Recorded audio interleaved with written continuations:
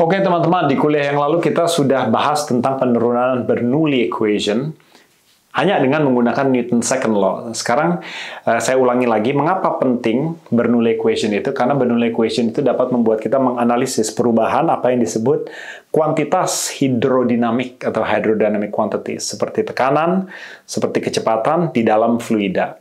Walaupun Bernoulli equation itu penuh dengan keterbatasan, dia hanya untuk sistem yang ideal, tidak ada viscous effects, dimensinya kecil, hanya untuk fluida-fluida yang tidak bisa dikompres atau incompressible. Kemarin kita sudah bahas gitu kan. Misalnya teman-teman adalah seorang anak teknik penerbangan. Anak teknik penerbangan itu selalu berhadapan dengan masalah analisis perubahan hydrodynamic quantities itu di dalam sebuah udara yang sedang dilalui oleh pesawat, misalnya. Misalnya teman-teman mau desain pesawat. Pesawat itu airfoil-nya, kalau saya potong, kelihatannya bentuknya seperti ini nih, kurang lebih gitu kan teman-teman ya. Kalau teman-teman mau desain airfoil pesawat, teman-teman harus menganalisis streamline yang sedang dilalui oleh airfoil tersebut, ya kan? Kan ini yang membuat pesawat itu terbang kan? Nah, kalau desainnya itu salah, ya pesawatnya nggak terbang gitu kan. Nah, jadi kalau menggunakan Bernoulli equation, idealnya, walaupun nggak bisa dipakai untuk sistem yang kompleks, kalau teman-teman punya titik yang teman-teman bisa ukur tekanan dan kecepatannya di sini, anggaplah ini titik 1, maka menggunakan Bernoulli, teman-teman bisa melihat hydrodynamic quantities di titik 2, selama titik 1 dan titik 2 itu masih di dalam satu streamline, begitu agreement-nya ya kan. Tapi kalau teman-teman mau menggunakan titik 1 untuk menganalisa titik yang di sini bagaimana? Titik 3 misalnya.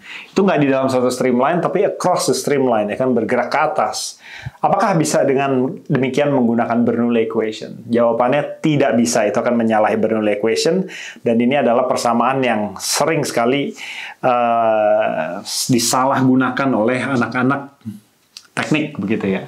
Nah, untuk itulah kuliah hari ini kita set up untuk menurunkan satu buah lagi persamaan yang mirip dengan Bernoulli tapi digunakan untuk menganalisis perubahan hydrodynamic quantities across the streamlines, bukan along the streamline tapi across the streamline. Nah, jadi untuk itu kita harus menganalisis gaya-gaya yang sedang beraksi kepada sebuah parcel of fluid yang sifatnya itu across the streamline. Saya kasih ilustrasi ya teman-teman ya. Saya teman-teman punya sebuah streamline seperti itu. Streamline ini sekali lagi adalah garis yang dibentuk dari titik-titik-titik di mana sebuah parcel of fluid itu berada ketika dia sedang bergerak di dalam fluida. Jadi kalau misalnya saya berenang di dalam sungai, dan pada saat T sama dengan 0 saya di sini, kemudian semenit kemudian saya di sini, 2 menit kemudian saya di sini, dan seterusnya, maka garis yang dibentuk oleh lokasi di mana saya pernah ada, itu disebut sebuah streamline. Nah, sekarang kita mau menggunakan streamline ini sebagai domain analisis kita. Streamline itu sendiri kita buat sebagai koordinat di mana kita akan menganalisis gaya-gaya gitu kan, seperti yang kemarin kita gunakan untuk menurunkan Bernoulli.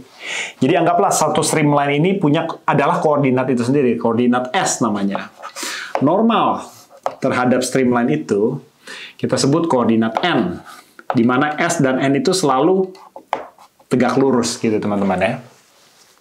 Biasanya kita kan pakai koordinat kartesius, ya kan, kartesian gitu ya. Kartesian itu misalnya ini Z, maka di sini X gitu kan.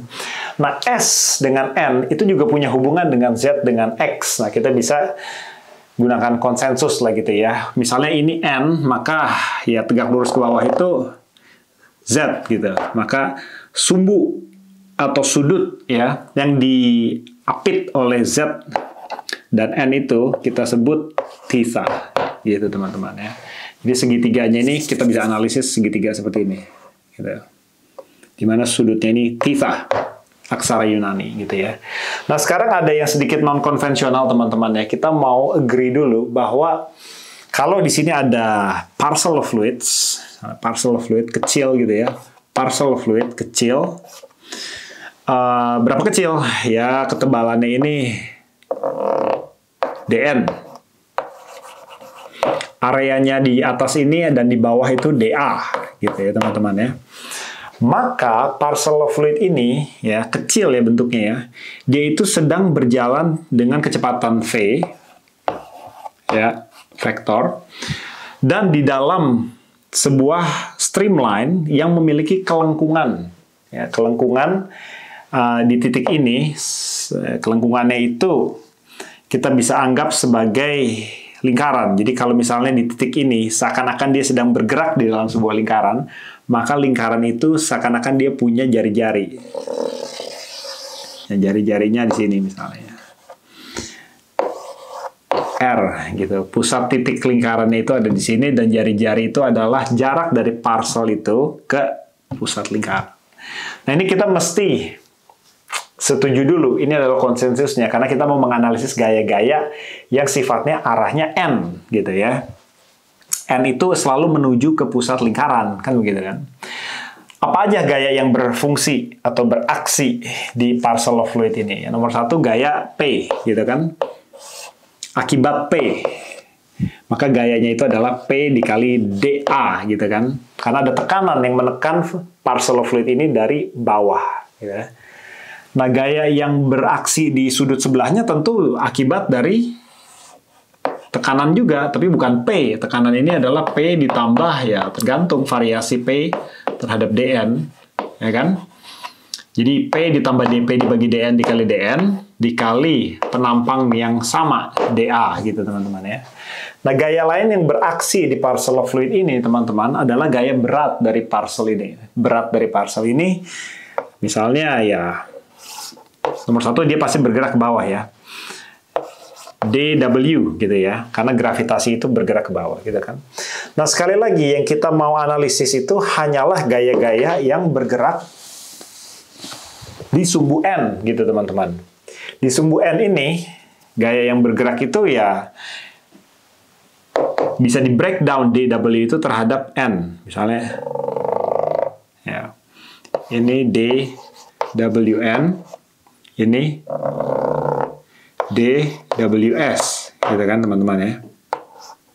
Nah, lain dengan pada waktu kita menurunkan Bernoulli, sekarang yang saya mau analisis adalah hanya dWn, gitu ya. Jadi dWn ini yang saya mau analisis, dWn, ya. Dan sudut di mana yang diapit oleh dWn dan dW ini adalah theta itu sendiri. Oke, gitu teman-teman ya. Jadi ada 3 gaya yang sedang beraksi di sumbu N, gitu teman-teman. Nah, inilah yang kita mau analisis sekarang.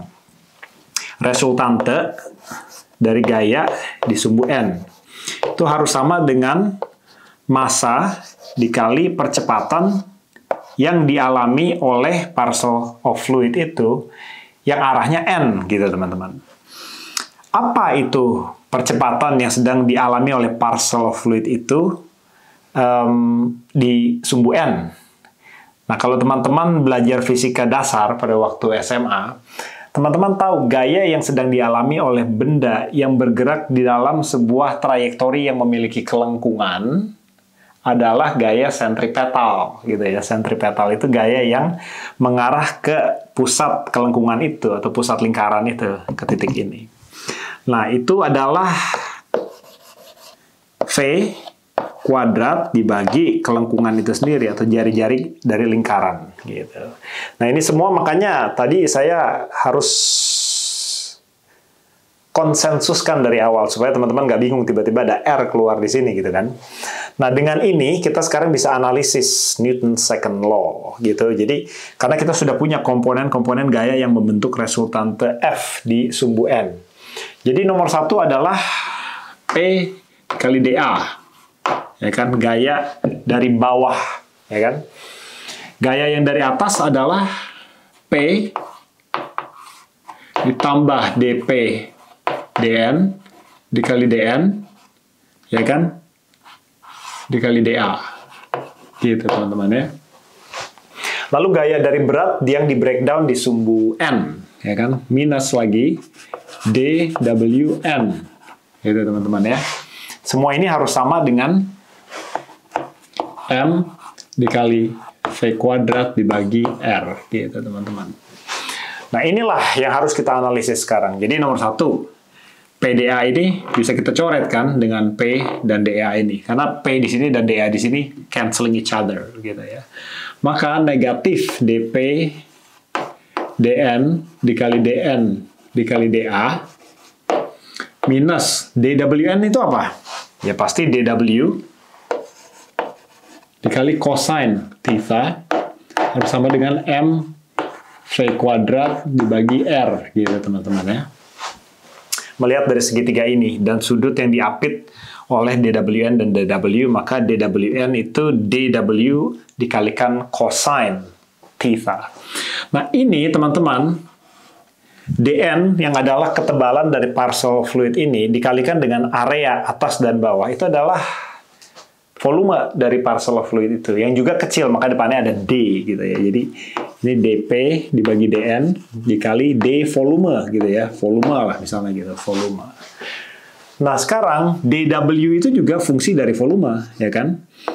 Jadi rho densitas dikali G yang membentuk massa dikali volume ya kan. Sedangkan cosine theta kalau kita melihat dari segitiga ini teman-teman ya, segitiga ini ya, di mana di sini sudutnya itu adalah theta, maka cosine theta itu adalah Z dibagi N, ya kan? Atau DZ dibagi DN, gitu teman-teman, ya kan? M itu pun adalah fungsi dari dV atau dari volume, yaitu straight away rho dikali volume, gitu kan, teman-teman ya?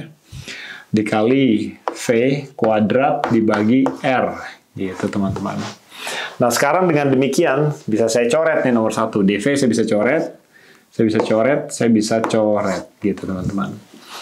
Nah, sekarang menyisakan, kalau saya multiplikasi dengan negatif, dan sisi kanan itu saya pindah ke kiri, maka ini menjadi DP dibagi DN, ditambah rho G DZ dibagi DN ditambah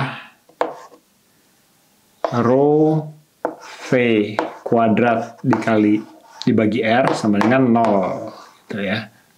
Jadi seperti ini teman-teman. Oke, gitu ya teman-teman ya.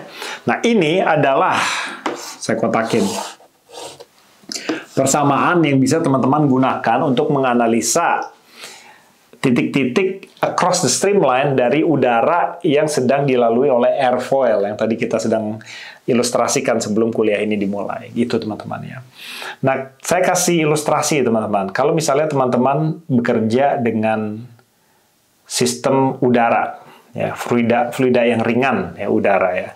Ya walaupun ini incompressible, udara itu kadang-kadang bisa dinilai sebagai fluida yang ringan dan inviscid dan incompressible kalau kecepatannya rendah gitu ya. Jadi kalau misalnya ini saya mau abaikan, terms ini saya mau abaikan, yang bisa saya dapati adalah dP bagi dN itu seakan-akan ya hampir sama dengan negatif rho V kuadrat dibagi R. Itu teman-teman. Kalau term keduanya ini saya abaikan, ya. Kalau ini misalnya saya abaikan, gitu teman-teman. Nah ini mengilustrasikan apa yang terjadi kalau teman-teman sekarang bergerak di dalam sebuah kelengkungan, ya. Jadi perubahan tekanan di dalam sumbu N itu selalu berbanding terbalik negatif dengan rho V kuadrat dibagi R. Kalau N itu mengarah ke pusat lingkaran, selalu mengarah ke pusat lingkaran, ya, maka makin jauh berjalan di sumbu N, makin kecil tekanan, dP itu makin kecilnya itu proporsional dengan rho V per jari-jari, begitu teman-teman. Makanya kalau teman-teman itu sekarang sedang berada di dalam sebuah tornado, ya, misalnya teman-teman ini jalan di sebuah tornado nih, misalnya ya, teman-teman, di luar dari tornado itu kan tekanan udara, P atmosfer, ya kan? Kalau tekanan teman-teman itu menurun ya, sesuai dengan sumbu N, maka di pusat tornado itu kecepatannya itu atau tekanannya itu bisa sangat berbahaya, bisa vakum. Karena sangat-sangat kecil dibandingkan tekanan atmosfer, kalau jari-jarinya itu sangat kecil gitu, teman-teman. Jadi di pusat dari tornado itu tekanannya bisa sangat vakum, makanya semua orang akan terserap masuk dalam tornado itu sendiri. Nah, jadi juga teman-teman sekarang bisa ilustrasikan kalau misalnya teman-teman punya sebuah airfoil. Airfoilnya itu seperti ini, tadi kan kita udah gambarkan kan? Oke, sekarang teman-teman mau menganalisis fluida yang sedang ya bergerak dari atas ke bawah gitu ya. Kalau teman-teman mau analisis ya fluida di sini, misalnya fluida di sini punya kelengkungan. Kelengkungannya itu sekian ya kan, dengan jari-jari misalnya sekian R. Maka di pusat ini 1, teman-teman bisa analisis gaya yang bekerja di situ. Nah, cara analisisnya gimana? Gampang, ya kan? Misalnya teman-teman mau analisis perubahan tekanan dari posisi 1 ke posisi 2, nih ya, posisi 2, posisi 1 ke posisi 2, seperti apa sih? Ya udah, dp, dn-nya di sini saya taruh di sebelah kanan, gitu ya. Saya taruh di sebelah kanan jadi minus rho V kuadrat dibagi R kali dN. Nah, gitu kan. Saya integralkan dari titik 1 ke titik 2. Demikian juga sisi ini saya integralkan dari titik 1 ke titik 2. Maka P2 dikurang P1 itu harus minus rho. Kalau misalnya ini incompressible ya, maka densitas ini bisa keluar dari integral itu. V kuadrat dibagi R dikali N2 ya, kurang N1. Jangan lupa N itu selalu mengarah ke pusat ya. Jadi N itu selalu mengarah ke sini nih. N. Selalu arah dari N itu selalu masuk ke dalam gitu ya. Jadi kalau dengan demikian, maka N1 itu lebih besar daripada N2. Kalau misalnya saya balik ya. P1 kurang P2 sama dengan positif rho V kuadrat bagi R, ya kan? N2 kurang N1. Gitu ya. Gitu teman-teman. Oke. Jadi teman-teman ya, P2 itu selalu lebih besar daripada P1. Ya kan? Karena N2 itu lebih kecil dari N1, ya.